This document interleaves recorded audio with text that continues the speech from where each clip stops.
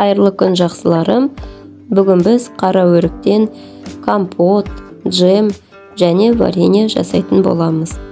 Каналымыздан алыстамай, видеоны соңына дейін көріңіз.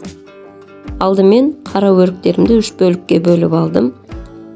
Бір бөлігін джем жасауға қолдандым. Дұрыстап барлық өріктерімізді жуып аламыз. Жуылған өріктеріміздің ортасындағы сүйектерін алып тастаймыз.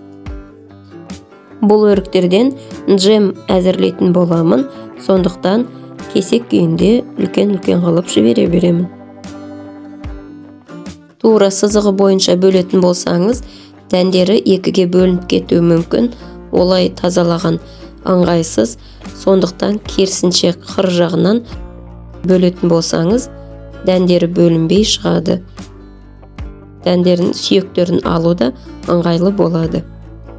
Ортасында бұзылған немесе құрттары болса, ол жерлерінде алып тастаймыз.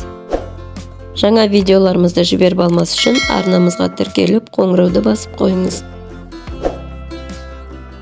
Туралған өріктерімізді үлкенірек кастрөлімізге немесе тегешімізге салып аламыз. Үстінен қантын саламыз.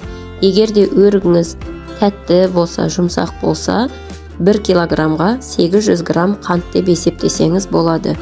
Менікі кішкене қаттырақ қышқылдау болғандықтан 1 килограммға 1 килограмм қант деп есептеп салдым.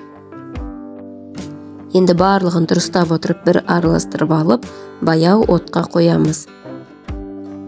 Отқа қойған соң жиі әсіресе түбін араластырып тұруды ұмытпаңыз, өйткені өрік тез күйіп кетеді. Асты күйіңкі дәмі шықпас үшін көбірек жиі араластырып тұрыңыз. Қантымыз әбден ерігенше араластырамыз. Сосын қантымыз еріп болған соң 20 минут көлемінде қайнатамыз. Өріктің қалған бөліктерінен компот және тосап варенье жасаған видеоларымды да каналыма салдым. Жоғарыдағы сілтемелерді басып, өтіп көрсеңіз болады, немесе Бауырсақ ТВ каналындағы видеолар бөліміне өтіп қарасаңыз болады. Арнамызға тіркеліп, лайк басып, комментарий қалдыруды ұмытпаңыз. Бетіне шығып жатқан көбіктерін алмаймын, бірге араластырамыз. Кейіннен өзі еріп бірге қосылып кететін болады, өзінің қанттары. 20 минуттай қайнаған соң, оттан алып, кішкене салқындаған соң, блендермен ішінен езіп алатын боламыз. Егер де блендерім жоқ дейтін болсаңыз, өрікті екінші тәсілмен де жасауға болады.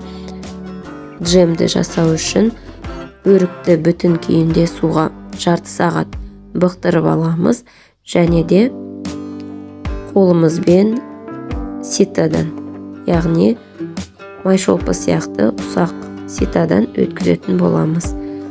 Ол уақытта сыртындағы қабығы мен дәні жеке аршылып түсіп қалатын болады. Қалған массаны сосын қантын салып, жарты сағат 40 минут көлемінде бірге қайнататын боласыз.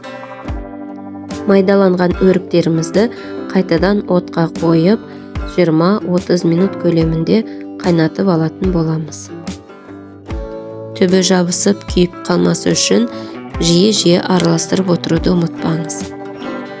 Менде жарты сағаттай уақыт өтті. Байқасаңыздар, тосабымның түсі өзгерді. Бағанағы көпіршіктері қантқа айналып қосылып кетті.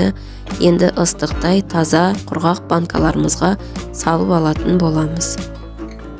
Әдетте мен тосаптың банкаларын стерилдемеймін.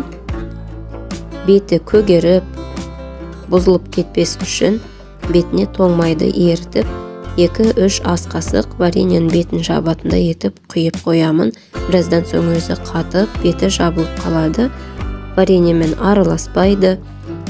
Артық ауаны өткізбей, беті көгермей ұзаққа сақтауға болады. Кейіннен ашқан уақытта тоңмайын алып тастайсыз. Тосабыңыз бүтін күйінде қалады. Жоғарыдағы сілтемемен өтіп, тоңмайды қалай шыжғырып жасайтындығымыз туралы көрсеңіз болады. Өріктен жасалған джем немесе повидламыз өте дәмді болды. Сіздер де әзірлеп көріңіздер, ас болсын.